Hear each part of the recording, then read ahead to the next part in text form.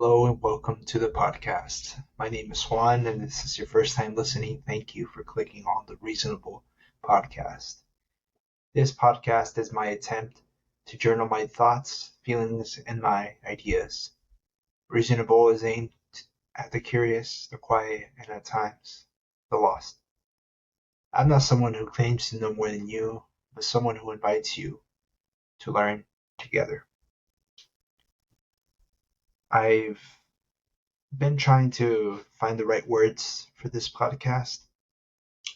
I've been gone for a while, but the beauty of podcasting is that even with time having passed, there is still a sense of continuity with the whole catalog of episodes. The whole project that I'm working on with this podcast has been a journey, and I want to treat it with as much respect as I can. And this podcast has been difficult in the sense of like it blurred the lines, uh, the personal and entertainment. But I've always intended to have this podcast become something that is personal, as I have said before. Um, and so I have to learn how to speak on this podcast with boundaries because I understand that there are just some things that I should not talk about on this podcast, especially on the personal side. But um, this this is good for me to come back on this podcast. Obviously, a lot has happened in the world, a lot has happened in our country, the United States, and um, today I felt like it was a fitting day to jump on this and to seize my opportunity, I guess, to talk about the United States, it being 4th of July. And it's, you know, abstract concept in our minds, I don't think people think about a country in the whole grand idea of what a country is. And for me, being a son of immigrants coming into, growing up in the United States and experiencing culture in the United States, everything in the United States, in America, I've been grateful to have been brought up in this country. Obviously, there's a lot of problems in our country politically, economically, and um,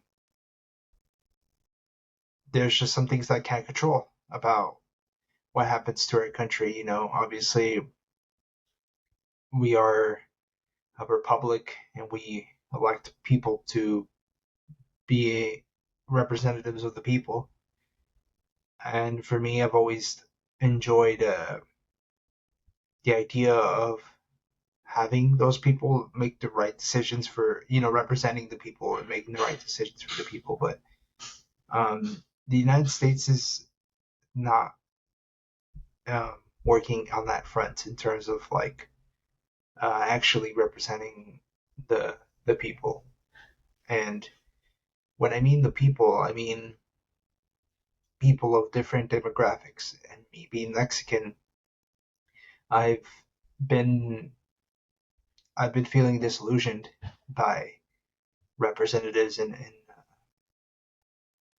uh, in American politics for Hispanics, Latinos, and I just feel like we've been used as a pawn in a bigger game going on between um, our leaders in the United States, and it's made me feel disappointed, um, just very flat about how the country is treating immigrants. Um, just because of our willingness to work hard, I think is a cause for some people's jealousy. And I guess that's one thing I guess I can hang on to as uh, part of my identity. I guess I tell myself that, but in reality, the the reason why people dislike immigrants is could be very basic, or it can be someone's very long answer towards what why. But um, what I do know is that I'm grateful to be here in the United States, to be able to have the opportunities that I've had in my life.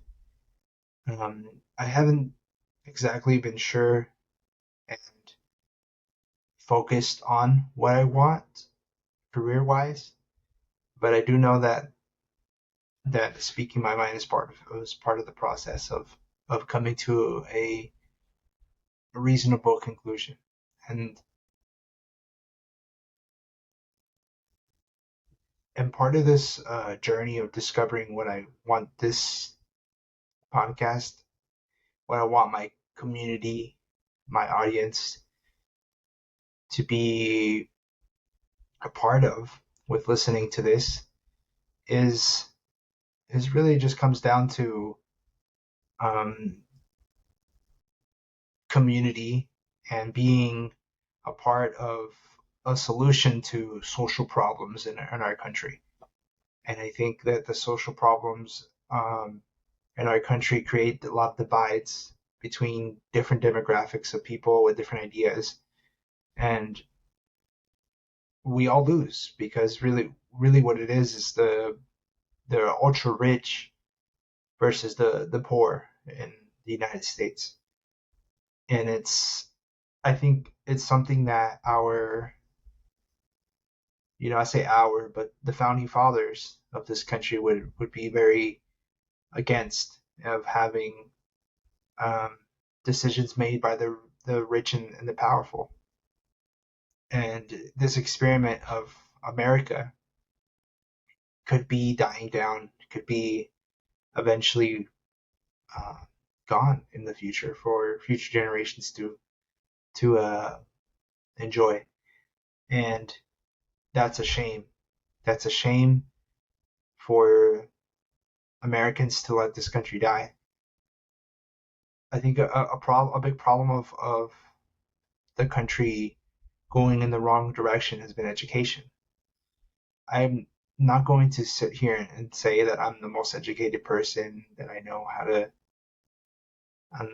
or that I'm the most skilled speaker, but I have the courage to at least speak my mind about what's going on socially. And I know that there's a lot of problems in our world, especially uh, in the most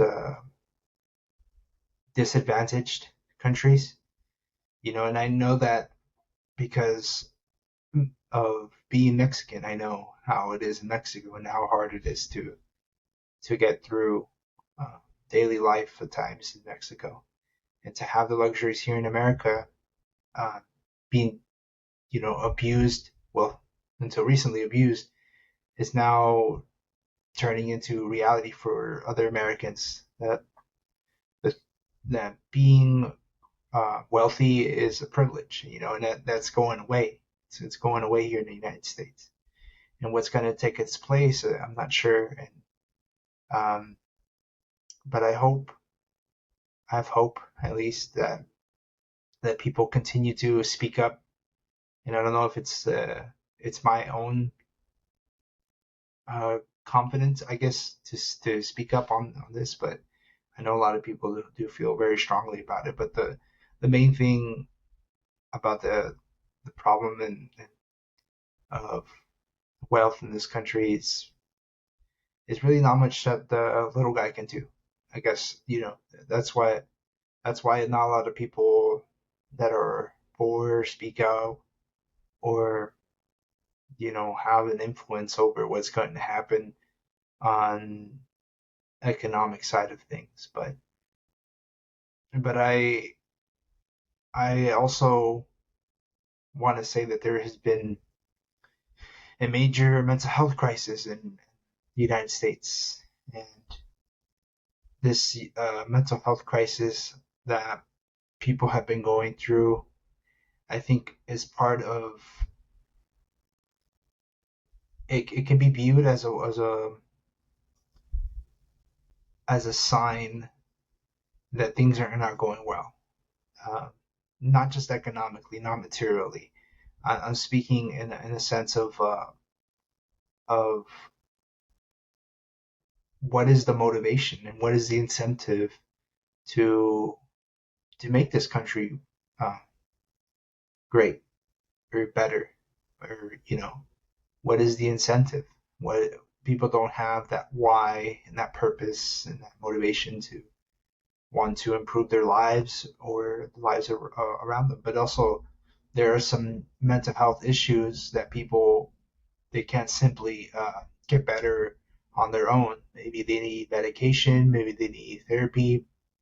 Maybe people, uh, I don't know. It could be that the change and rapid progression of technology has affected people's mental health to the point where um, it's become such a gigantic problem that there is very mixed solutions to what can happen with people's uh, disconnection in everyday life. And part of me is scared and fearful with, especially with AI coming and improving every year, of people's that it will potentially feed into people's delusion uh, on how reality actually is, right? And that's potentially, I hope that it's not going to destroy democracies around the world, and it's not going to. Anyways, I think that it's coming, and there's only so much I can do to talk about what social problems are going to be exacerbated with AI. But I do think that there is some gems and some glimmers of hope in the United States, which comes from uh, the youth and the next generation and what they can do, what people my age uh, and even people that have been speaking out about the social problems in our country for a long time now. There, something's got to give, and on some type of front. If it's on the AI front, if it's on the political front, uh, I think, or on the mental health front, But all of these are interconnected in a way that it's very complicated to see uh, straight, to see with clarity on. People would argue that it's a spiritual problem that we have in the United States. I know uh, there's some people that are atheists and even aggressive atheists that will denounce religions as being hurtful to people. And I'm not there. I'm not that type of atheist. I'm not even sure if I'm an atheist in the dictionary's definition of what an atheist is. I have, been raised on the ideas of Catholicism and, you know, just kind of had that floating in my mind for the last couple of years, but I haven't really gone into a spiritual journey that other people might have to this point. But it psychologically, I know that it has an impact on people's mental health, and potentially that, you know, without religion or some sense of that spiritual connection to reality, whatever spiritual means to you, is greatly affecting people's view on the world. And aggressive atheists might say that religion is what's causing a lot of the problems in the world, the hate, the division. I mean, one could argue that the problems with Iran and Israel have stretched for centuries because of religion, and potentially uh, all religions have some sense of guilt. But I wouldn't say that even just straight philosophy is helpful for the common person, because if it was, then people would flock to the answers that philosophy has produced. So that makes me believe that what really is people's motivation up to this point right now is materialism. Is the material what can we improve upon materially that will help all of humanity? And up to a certain point, I think America, being a leader in inventions, being a leader in innovation and growth, has propelled the world forward. If not, we would still be living in a type of 16th century um, monarchy. So I think people really dislike this country because of what's going on now, but they don't see the progress that America has produced, that has overcome so much, so much, and then very unlikely for a country the size of the United States to make such an impact on the world. And it's still a brand new country when you think about, when you extend the timeline out, at the very least. 1776, Declaration of Independence. That's about 300, 200, what, 250 years? Excuse me. But I I hope that, no, what was I saying? The progress of America. Uh, there's only so much that uh, I think people can take with change.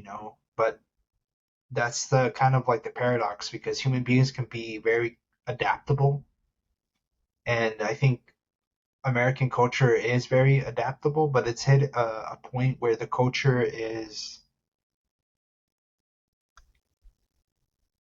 confused about what's important, right? About where the values lie, and part of it is that there's no time to reflect on the internet. Everything is very instant, and the medium doesn't lend itself for long form discussions, like, well, I guess what I'm talking about right now, right? It's it's a shame, but I do think that there are people, especially, how I've described it at the beginning of this podcast, the curious, the lost, um, that are looking for answers and looking for ways to maybe influence, you know, the culture. This is my attempt, I guess, to influence the culture, but I don't know. I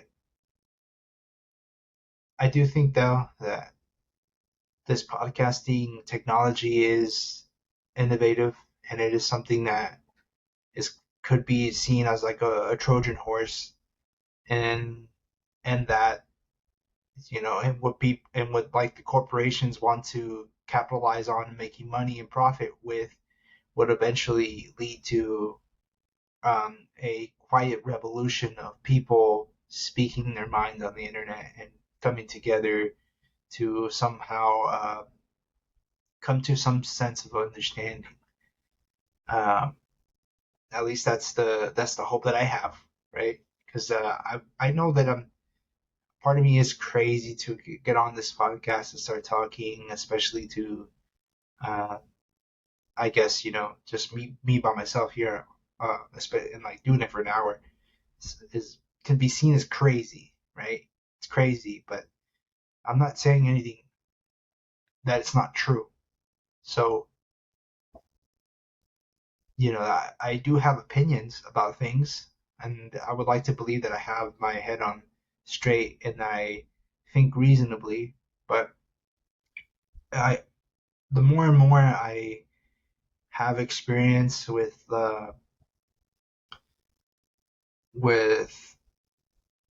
people with autism, or I have when I read about like mental health, I get the sense that people are more emotional than anything, and I am an emotional creature.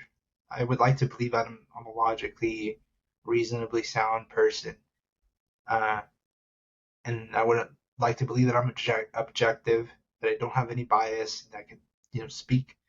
But that takes away all the human quality of who I am, and I am myself here, there, everywhere. I am myself, and sure, that's cost me friendships, that's cost me opportunities that maybe I would have been able to pursue, um, if I wasn't myself.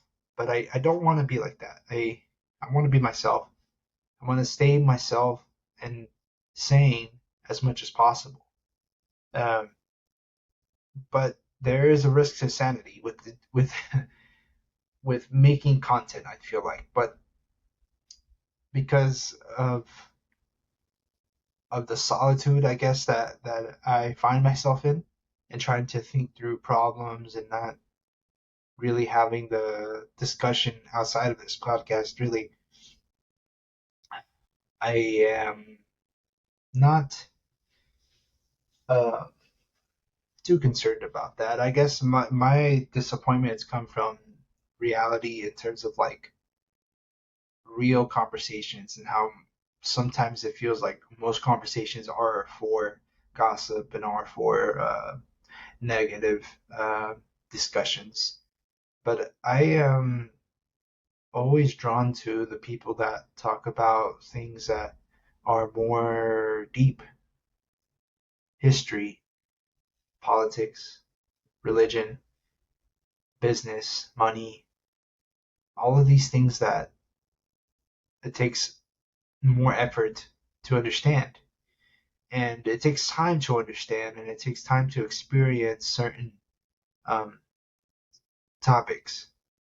Philosophy, for one, I think that it takes time to really let the idea sink in your mind, and practice it habitually. Um, but yeah, um, apart from me talking about that, I've also been reading a little bit of pharmacology. What's it called psychopharmacology. So to try to keep my reading, I also read this book by Sam Harris called Waking Up. Waking Up. Um, this one by Michael Pollan. It's How to Change Your Mind. So I know with the exposure to these books. Well, first I guess I talk about Waking Up, because this is a book that not very thick, but it is an eye opener in terms of like what people can do to expand. I don't want to say expand, because spirituality is not really expanding yourself. It's more of like quieting um, that part of yourself that is very negative, right? Perhaps transcending the suffering that we experience every day.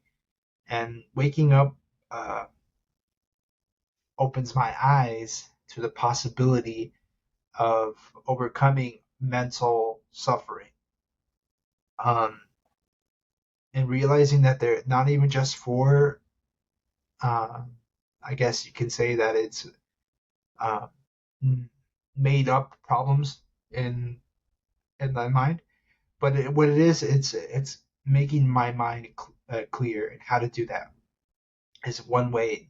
I guess I can view what transcendence is clearing the ego, myself, from getting in my own way and being allergic to the present moment by constantly worrying about things in the future or thinking about how a person might perceive me and what they think about me. Uh, but it spirituality and the way that Sam Harris describes it is much more nuanced than I previously thought. I mean, he touches upon what psychedelics can do, what meditation and breath work can do, uh, and he even talks about how near-death experiences cause people to have some type of a spiritual uh, experience. But there is something very curious about the subjective experience that we all have of, you know, how we see the world, right? How we perceive the world and where that experience really lies in reality, right? Who is this perceiver behind the eyes, right? Type of thing, right? We all have, um, I guess you could say that where you are is behind those eyes, right? Behind the body, that there is some type of that you are some type of a consciousness, being aware of your surroundings, of reality, right? And sometimes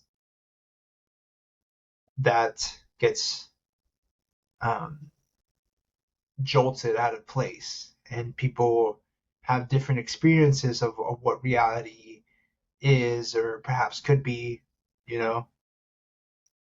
And there's been a lot of literature on that, of those types of experiences, at least in the last 100 years, right? But I I think he approaches it in a very careful way, because Sam Harris does with his book Waking Up. He approaches spirituality in a very careful way, and he is very uh, aware of people's disgust, or keeping spirituality at an arm's length, right? Because it's not scientific. It's something that is non-physical. It cannot be. There isn't like a hard science to it, right? Because when scientists try to study consciousness, it's very slippery, right? Um, and in philosophical terms, it's that mind-body problem that many philosophers try to have debates and try to have discussions about, talk through it, about what the mind is, right? Is it the neurons firing in your brain, the neurotransmitters, but where exactly is this experience happening? Where are you in, in the present moment, right? Where, like, it almost seems like reality is being projected onto your, your awareness, right? And that changes. That changes, especially with the other book that I read, is How to Change Your Mind. Um, right here it says the what the new science of psychedelics teaches us, and I had talked about it in other episodes, so I recommend that you go ahead and you go through that. But I've had realizations that I haven't had a breakthrough experience on it, and it is still very much something that maybe perhaps I will do once it becomes a very common thing to do. But I know it's a very strange thing to talk about, but I do think that there is something else to everyday life that materialists, scientists, that are materialists, are not grasping, that they're not understanding, right? Or it could be that I'm in my own delusion, thinking that there is something more than this physical world, and I do recognize that, and it could be possibly that, yeah, that after this experience that we're currently living in, that there is nothing, and all our memories seem to disappear, and there's no continuity from this experience onto the next experience that we're going to have after this life, I guess. But all of that to say that there might be no sense of what I'm talking about, really, because um, this reality that we live in, it's almost very, I don't know. There's just so many mysteries to it that it makes people wonder why is there anything really at all, you know, for us humans to really observe. But we are a strange species because we thought we had all the answers back then and all that. And now we just realize that we're just this ball of ignorance in space. Like we know too much for our own good.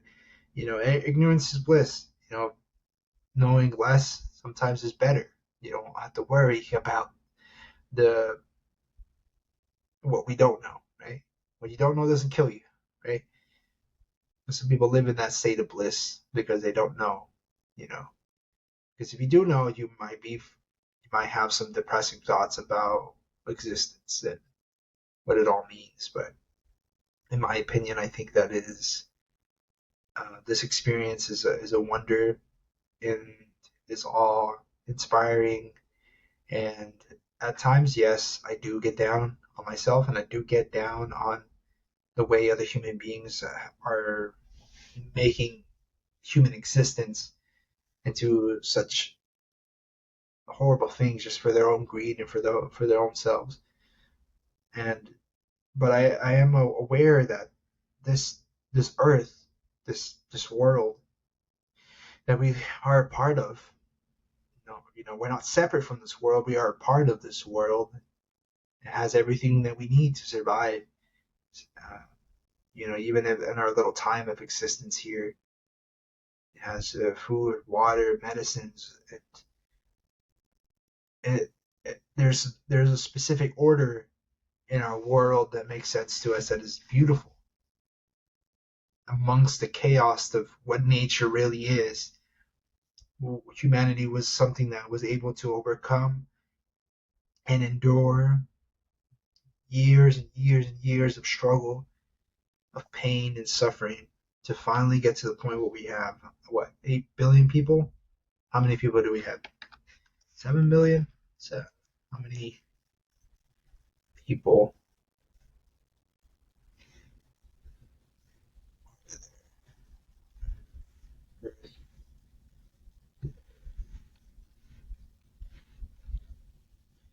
There's about 8 billion people on Earth today. 8 billion people. So the most, the most amount of people that has ever lived ever in the history of the world is today. And and who knows? I who knows if life really is sustainable at this stage, and uh, humanity's existence, really. What's going to happen in the future, I don't know. But uh, curious thing though, like people always have some type of apocalyptic vision for humanity, like it's in the back of our minds, and I think that part of it is ingrained in our culture because there were times in human history where it seemed like all the people living in a specific spot were all going to be wiped out. We're all going to die from some type of natural disaster, volcano, storm, you know, and so that there have been many apocalyptic events for people's lives. Parents die, you're a young child, can't protect yourself. That's apocalyptic to that person. Being in a war zone, guns firing, bombs dropping, people bleeding. That's apocalyptic. And so I think people uh, do conflate apocalyptic visions to everybody, to the whole world. But humanity has shown time and time again that it endures through the worst conditions possible. But the problem, I guess, that most people don't like to think about is that potentially this could be humanity can doom not just the human race, but all life on this planet in this little paradise in black screen of reality and space.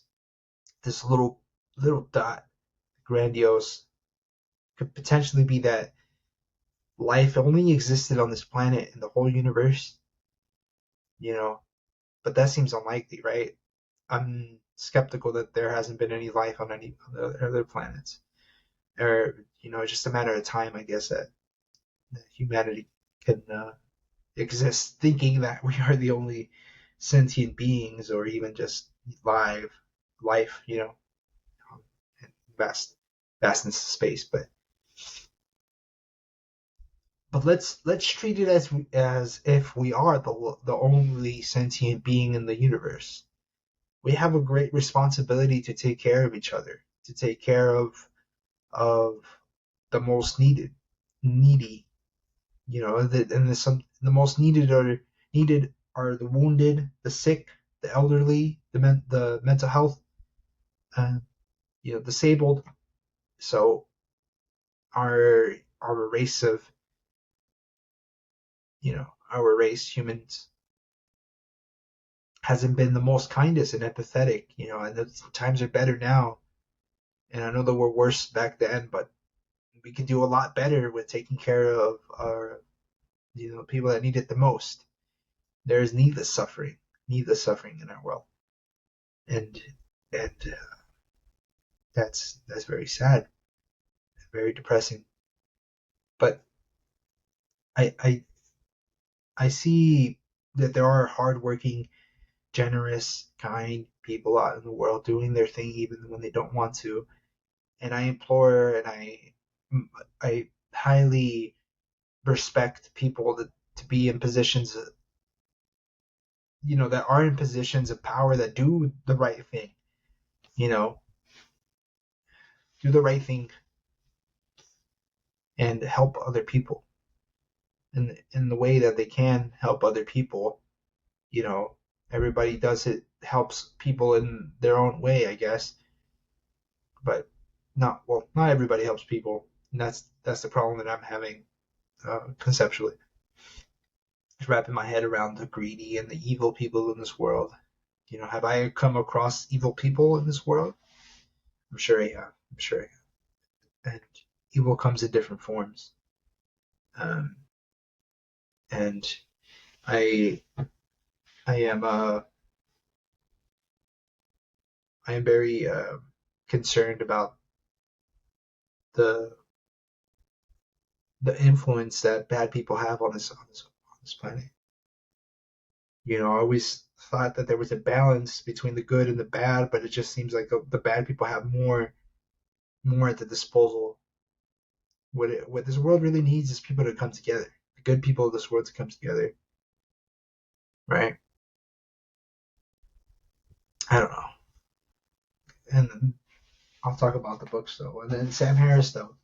Sam Harris, he talks about how spiritual guides having an inflation of their ego and really taking advantage of people's hope. And I would like to avoid that fate. I don't want people to believe that I know everything, that even though I'm talking in this way, that I'm not someone that's going to lead you out of your problems. I highly encourage people to do their own research on problems that I'm talking about. And I challenge my audience to challenge me. I I have a lot to learn. I have a lot to do to expand my mind and be more open, more kind, even in my daily life. So I know that I just have to be careful with the words that I say because I don't want to be seen as a person that is um, leading other people in a wrong direction. I always have that concern in the back of my mind because throughout history there have been a lot of con artists and people that take advantage of people's goodwill, and that's not who I want to be. That's not who I am. And in the fight for consciousness in, in America, it's very ironic that this country was built upon the freedom of religion, the freedom of this, the freedom of that. With today in today's age, it's it feels like there's less freedom to enjoy. But only someone that is not American really values what we have here, and that's part of the problem. But because people don't value the freedoms they have here in America, they don't fight for them. They won't fight for their freedoms to exist. And then another part of the problem is the corporations and uh, that owns not even just corporations. I guess you could say that the 1% owning corporations and pursuing goals that hurt humanity, but they do it regardless because they're profitable. The housing situation is part of it, where you have wealthy people buying up houses, driving up the cost of living. You have corporations, you know, making more money because they're making the cost of products even higher because they don't want to lose any profit. And you have another side of pharmaceutical companies, you know, pushing certain drugs out for people to have to consume that are just band-aids of what they can really do is cure diseases. And I'm not sure if there's a cure for like depression or I'm talking about psychoactive um, medications, but this can be applied for other drugs. Who knows? I have a conspiracy that perhaps they already found the cure to cancer, to other diseases like Alzheimer's or whatever else, but they see that the treatment is profitable. Why would I cure it? Why produce a drug that you only have to take once, be fine, and you don't have to take any more? I'd rather have you take more drugs, keep paying me to give you this, even though you're not getting better. It's madness. It's madness because people are desperate. They don't have the ways of they don't have the same amount of power that a very rich person will have and access to state of the art medicines, especially what's coming in the future, where people can 3D print their organs or something, right? Change their DNA before, or have change your child's DNA so they don't have certain conditions in the future. Extend life. Is this going to be accessible to the general public? At the current stage that we're in America, it's not like that. It's not. It's not even like that right now. Imagine you have technology that, and that the future will bring. It's just not. It's not going to be accessible like that, and it's concerning. It should be concerning to you too. That there's only going to be a certain amount of people that will have access to that, and that's part of it, right? While the rest of the world, or even not even just the world, I mean, not even just the United States, but the world will have these concerns. But what else? I mean, it's really annoying to me that there are solutions to people's mental health. And I know this is kind of tangent on a tangent on tangent, but bear with me here. I think psychedelics could potentially have some sort of use for the study of consciousness, for the study of an alternative way of helping people with mental health issues, PTSD, anxiety, depression, could potentially be found in psychedelics and psilocybin and other types of drugs that perhaps haven't been studied carefully.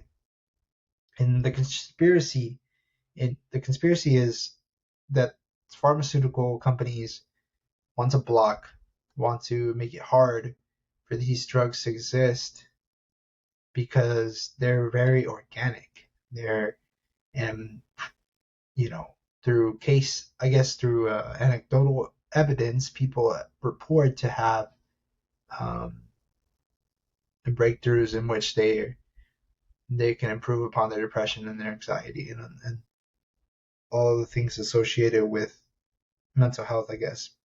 But I want to be careful here because there's certain conditions of mental disorders that um, can actually be exacerbated, can be produced by some type of psychedelic experience. Not everybody should be taking psychedelics, and I'm condoning the use of it without a proper guide or therapist. But I do think that pharmaceutical companies are making it difficult for research to happen. I'm not sure if it's them, but I guess my opinion is that right now.